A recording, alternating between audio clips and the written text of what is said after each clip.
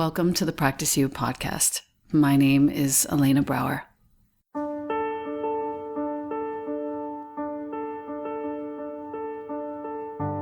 Together, we'll explore and enjoy content and conversations around mastering transitions in our relations, our wellness, our careers, our families, and especially in our missions and visions. You are invited to learn and love and listen with me. Welcome to Practice You.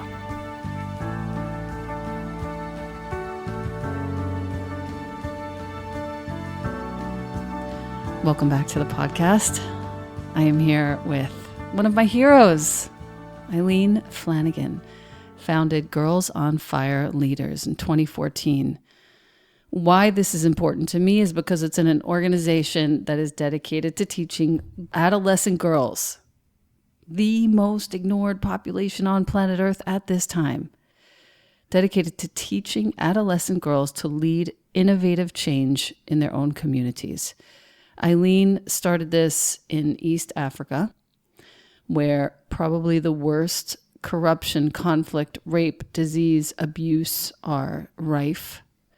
And she is taking the initiative. She is changing lives one girl at a time. She is using the mentorship and collaborative model to elevate and inspire the most vulnerable girls to solve challenges in their own communities.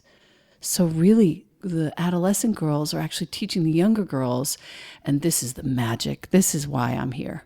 This is why you're here. This is why we are here. This organization is helping the girls build resilience, empathy, leadership skills, everything that will help them transition into adulthood safely with confidence and with purpose. So, Eileen, welcome to the podcast. Thank you so much for having me. Such an honor. You came to class first, 4 or 5 years ago to my yoga class? That's how we connected. How did you find me? Oh, I've been following you for a decade. Oh, wow.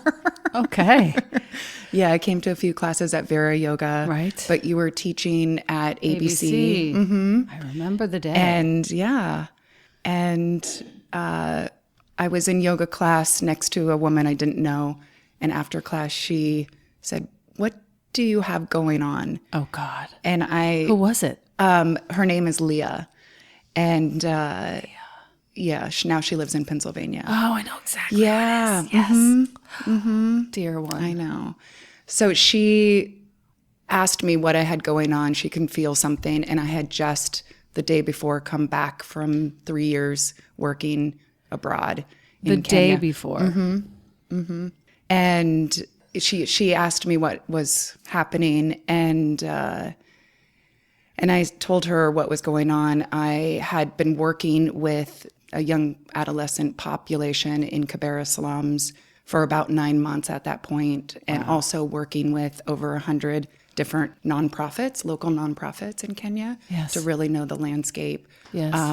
And after 3 years, 9 months in the slum, how do you even walk into a yoga class the next day in such a fancy spot? Well, actually, I was using a lot of your yoga. So you were with me the whole time. Okay, got it. And so after class, she had asked me what was happening. And I told her I had a vision of Girls on Fire, but I didn't really know how to make it happen. So I came back to New York to kind of settle in and figure out what's my next step. And all roads were leading to really starting this first big camp. Tell us what the camp means. Tell us about that. So I take girls from Kibera slums, and we work all over Kenya with girls their ages and women leaders in the 4 major tribal areas. So girls in those tribal areas might be going through different challenges. So girls in the slums, their challenges are early pregnancy, a lot of violence, a lot of substance abuse, a lot of sexual abuse. And the girls in some of the tribal regions, their challenges are lack of access to education, lack of community involvement, FGM, which is female genital mutilation, which is practiced very commonly in these regions, and early child marriage, as early as 6, 7, 8 years old. So we brought girls from Kibera slums working with these girls, and we started off with the idea that leadership is not about a classroom or books, and it's about in action, in community with other girls. The first project we ever did, we worked in an orphanage where we built a library, and then the girls did a design thinking project with the girls, and those girls in that village said they needed motivation to actually study, and they wanted to feel loved. So the Girls on Fire, which, the age groups are 6 to 16 years old, painted the whole library and put inspirational notes all around saying, "You are loved, education is the key, we're here for you, we're your sisters in this." Wow. Yeah, so that was the first one, and then it just built upon that. We usually do about 3 projects a year, so we've done countless projects. And the camp aspect, when you take them away, tell us about that. So, for instance, we'll go to a tribal region like Samburu. So, for instance, I'll just give you an example. We went to Samburu, and in Kenyan culture, when you go into a different region, you have to be greeted by an MP, which is a person in parliament.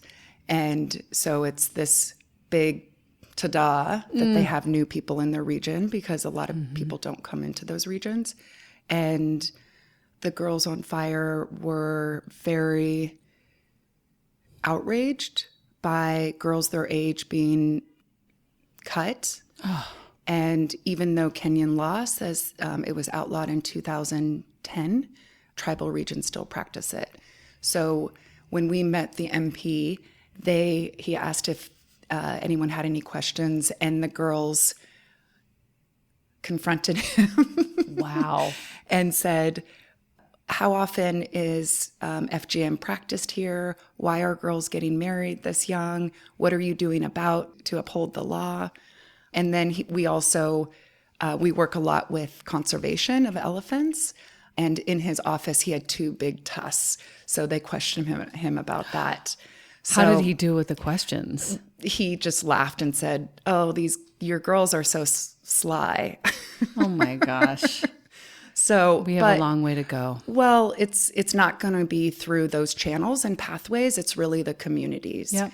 So, we have to do some of that. We have to be able to work, and they have to be able to confront elders that are allowing these atrocities to happen to young girls. It's just set in their ways. Yeah. It's just what they know. Yeah, but really it's about working with the stakeholders. And I think the stakeholders in catalyzing big social change is women and communities and young girls. Yeah.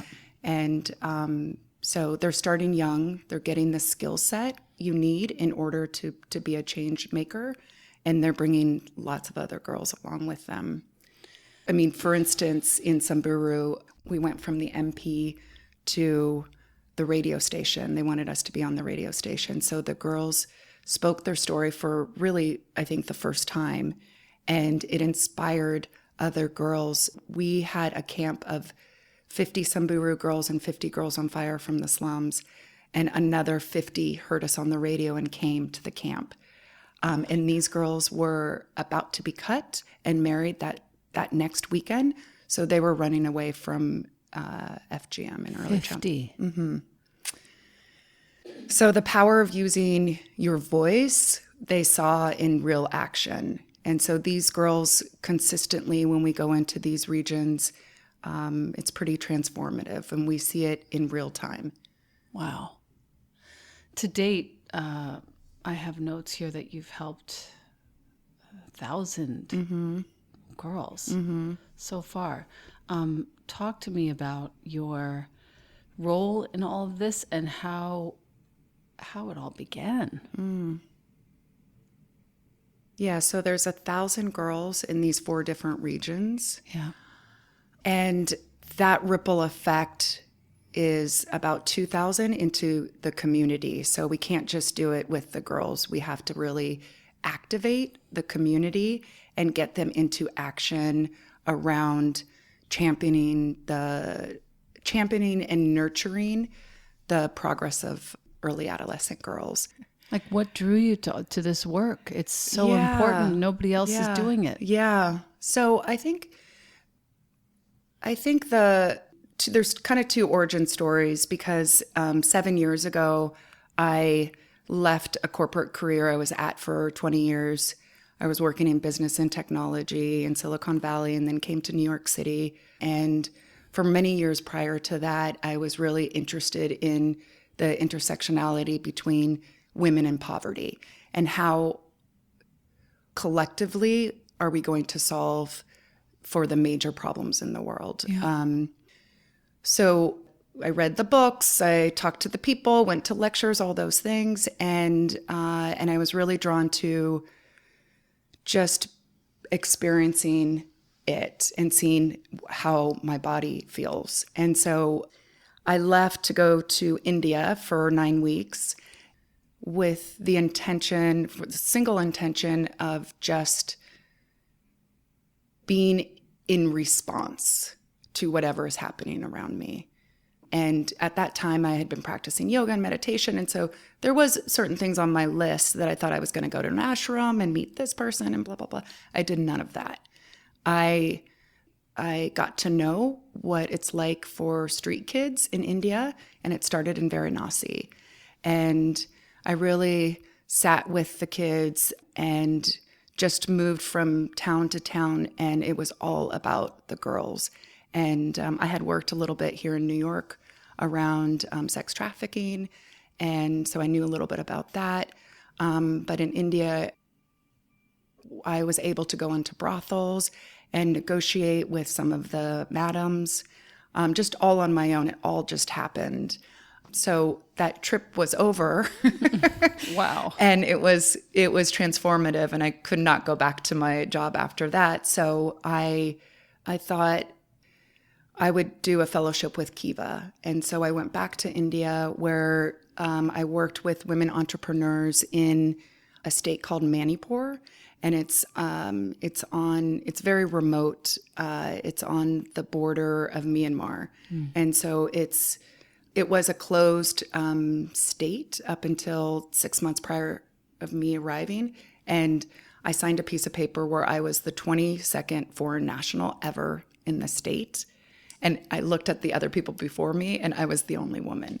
So it was quite amazing. And my role there was threefold. It was one, to work with the Microfinance Institute and help them distribute loans and set up systems so they can do the work in that region. Mm-hmm. And 2 was also to work with the government of India. At that time, India had a rule that if you put money into the country, it would take 7 years to get it out, which is not the Kiva model. It's about recycling loans and keeping it in the system. So working with the government officials on that. And so my third role was to actually work with the women. And time after time, I saw that the women, we were, I was teaching them about financial literacy and how you pay back your loan and things like that. And time after time,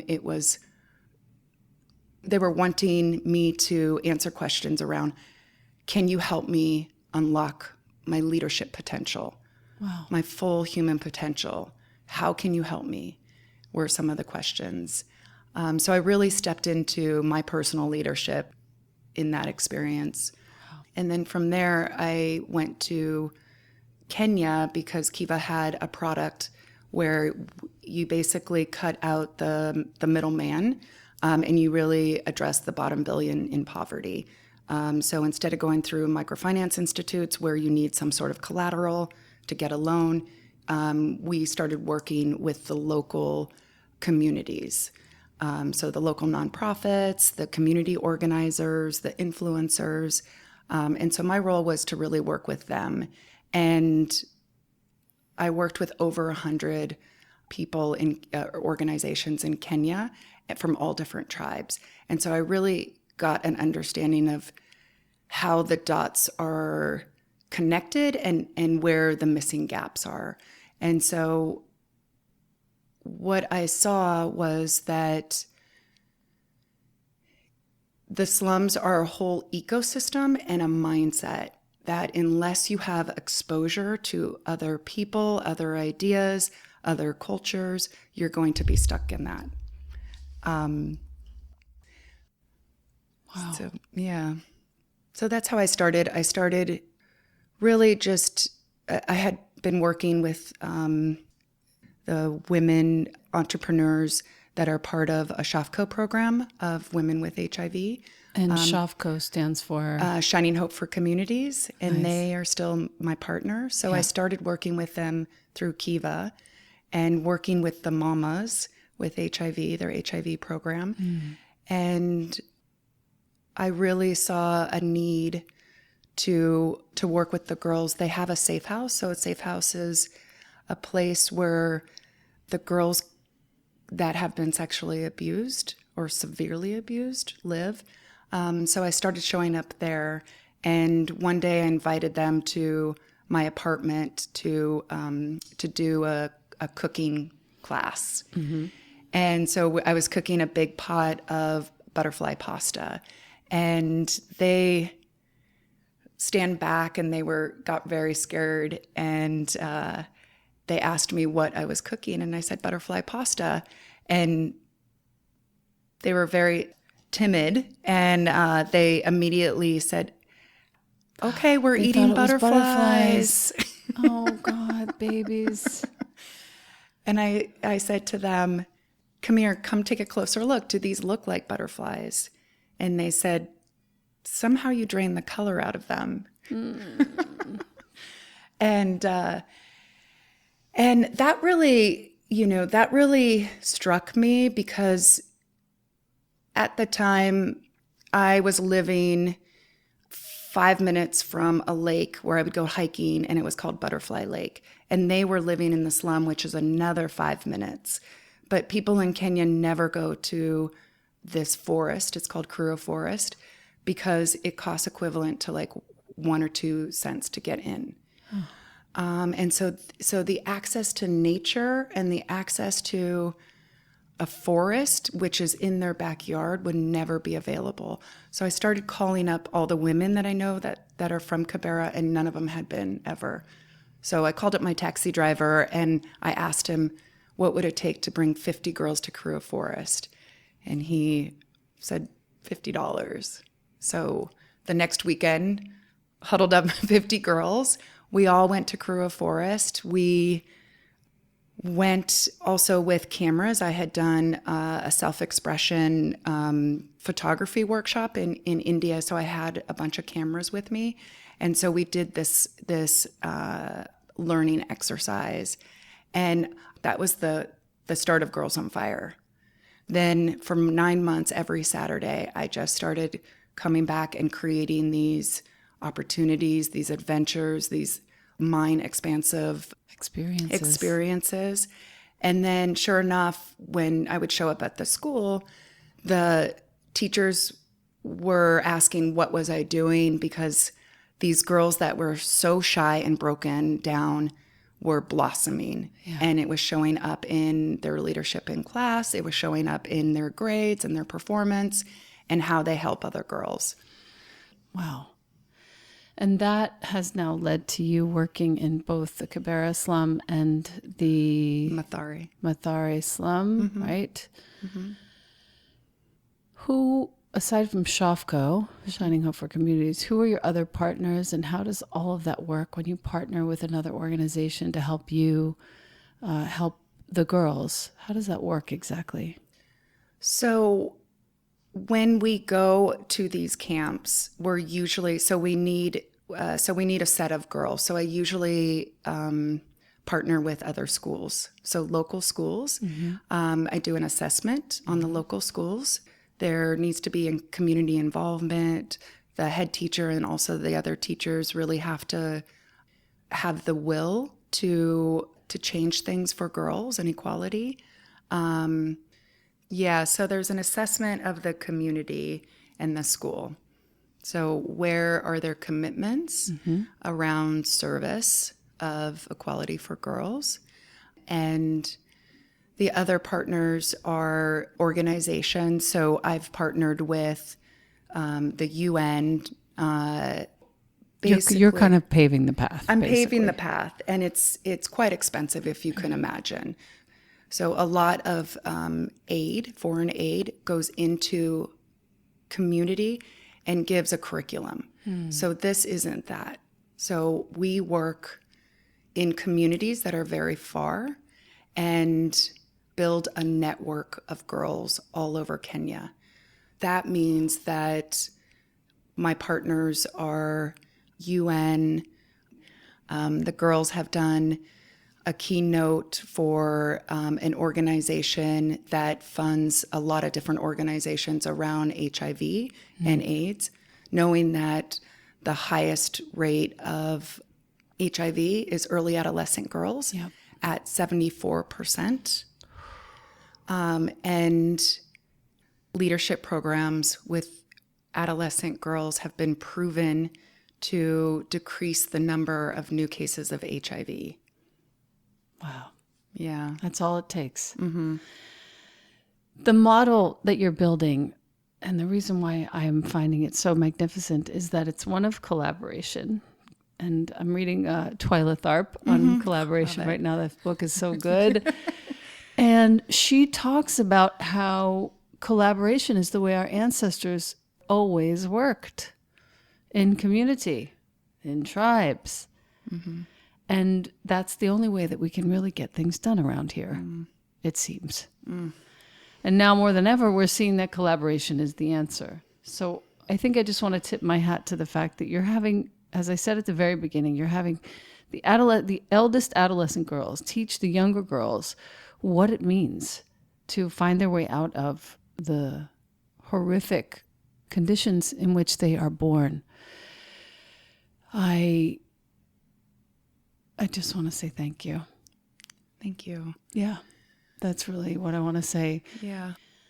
I'm looking forward to raising a lot of money for this organization over time, and I'm very proud of the fact that doTERRA Healing Hands Foundation has actually agreed to match donations up to $15,000 right now. Yeah. And that's going until what date? September 15th. So we have a little bit of time, but not a lot. Okay, we're going to get this out as soon as we can. The movement that we're building, like we've said, adolescent girls teaching other girls, getting those girls between 6 and 16 out of the situation in the slums, showing them nature, showing them what it means to be supported and held by other girls, showing them what it could mean to live another way, out of harm's way, out of the threat of HIV, out of the threat of FGM. So to that end, I am so looking forward to, and I will be sharing with you the link to donate. $1 will make a tremendous difference in the lives of these girls. $5, even more so. If you have $10, fantastic. And anything more than that is a great gift. The year-round programming that you're running, working with local partners, you're delivering education, you're in schools, you're requiring, as you said, participation from the teachers, the parents, the entire community as much as you can. The camps you're doing 2 to 3 times a year, the monthly leadership workshops, peer mentorship, school scholarships, innovation workshops. You're also offering workshops for boys. Can you just tell us a touch about that before we move on to the... Sure. So we went into a village and we pulled the girls aside to do the first of a multi-day workshop. And what we found were all the boys hanging in the windows, and they wanted to be involved.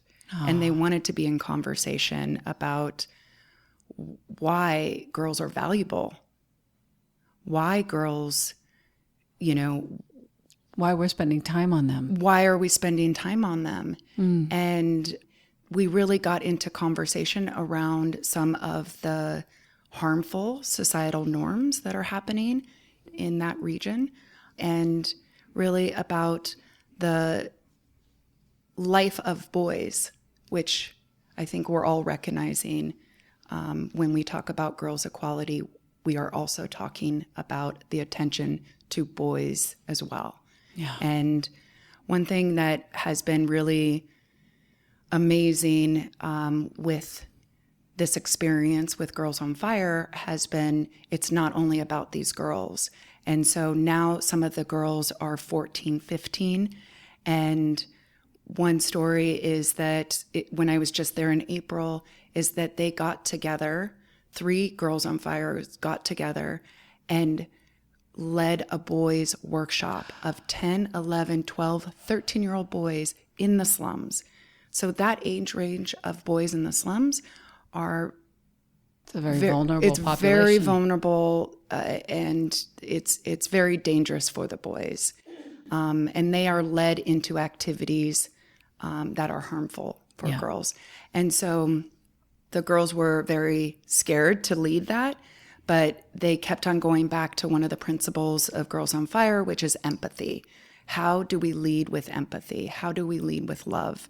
And so they sat there and listened to the inner life of boys and listened to how pressured they are to do drugs, how pressured they are to drink, how pressured they are to steal, how pressured, what it's like in their inner worlds, and really connected with their hearts. And so I'm really, really proud of that. So we're starting to see the seed of that. And Makesh is another example of that. Yeah. I'll definitely include some notes about Makesh in the post that I do for this. Makesh is one of the girls who started several years ago, and she uses Practice You in her teaching. She's 14, 15? 14.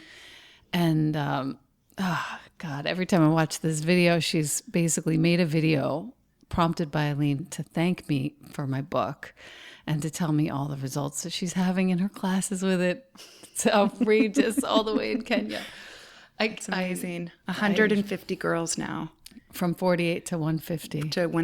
So it was her class, which is 48 girls. Yeah. But the older girls were requesting to be part of the class, which when I spoke to her in April, she was very nervous about. Of course. And so she was really girls. So these older girls now are requesting to be in her class, and she's really stepping in with her leadership, love, and really I think she's an example of the leadership we need now in the world, is to really step into your truth and get through all of the uncomfortableness around that and work through it in community. Yeah. And I loved what you said about Twyla Thorpe's book and collaboration. And so I see that over and over again in the communities we go to. And there are, for example, Maasai communities, there are lots of barriers for women. So even when we go into Maasai communities, the women turn their backs to us. And so that was pretty rough for the first couple times, but I found a trick. What's the trick? Well, the trick is to show up on a Saturday, because Saturdays are when the men go to town to drink all day and the boys are out with the cattle. So the last experience I had was pretty profound. All the women came to the front of the boma. They have the huts, and then around them is like stick fences, and that's called a boma. They came running to the gates, and the little Maasai grandma woman, the elder, the matriarch, wanted to bless all of us before she welcomed us in. And we were in conversation around things they had never even thought about, even amongst themselves. And so they were explaining their culture, and they were saying in their culture they do beautiful beadings and do baskets, and their culture is all about community and beauty. And Beatrice, who is 8 years old, raises her hand and says, you had just explained to us how your culture is beauty. How is cutting a girl beautiful? Oh, wow. Yeah, it was So Beatrice was from the Girls on Fire. Yeah. And you went on a Saturday because the men wouldn't be there, so the women could greet you and they Yeah. wouldn't have to turn their back to you. But we didn't know that. I understand. It was just a luck. It was a luck. And then what happened, these Girls on Fire that we were with had the courage to ask these questions that really only an 8-year-old can ask, because she was really trying to figure it out. Yep. But it opened up the hearts and the minds of these women, and we all sat in circle and we shared our pain, every single one of us, and we collaborated. And those ladies today, they are putting aside any extra money to get their girls educated for their girls' fees. Wow. And this was a village that we went into, and 0 of the girls were being educated, which I never have seen before. So Girls on Fire and their scholarships, we gave 3 scholarships to some of the girls. And now the community members, the women, are in that community, making sure that any little bits of money they have goes towards their girls' education fee. Wow. Yeah. You started with 23 small girls in 2014. You've built a network of girl leaders that have already had the following outcomes: higher performance in school, improved grades, improved leadership skills, confidence, self-expression, teamwork, advancing skills for community organizing. You, as you said, they've already served as keynote speakers at the UN in Kenya. You've got ambassadors and speakers for major HIV and AIDS health conferences. You've had guest of honor at the Obama Foundation Fellowship Awards. We're Girls on Fire. Summer camps in the U.S. 6 girls are now attending high school in the U.S. Your network of graduates will actively contribute to local female leadership. They will be talent pipelines for global corporations. They will affect change locally and globally. They will finish higher education to become a positive participant in global society. They will contribute to jobs or opportunities for vulnerable girls, as they have been. And they will increase diversity and inclusion throughout different sectors. This is one of the most exciting causes I've ever sort of been a part of or chosen to champion. So I'm really honored. I have a list of all the accomplishments that you have completed since 2014, among them building a library, a hygiene and wellness program for street kids at risk, community beautification, saving sea turtles and elephants, building a dorm for girls to be safe from FGM and early marriage, creating peer advocacy groups, leading equality workshops with adolescent boys, as you mentioned, started a reading and hugging program for orphaned kids every Saturday, planting trees in the slums, leading equality workshops with teenage boys in Kibera, launching sanitary pad project for 123 girls in the schools. Obviously, you know about Days for Girls. Yes. Great. And lastly, launching trauma-informed yoga, working with sexually abused and refugee girls.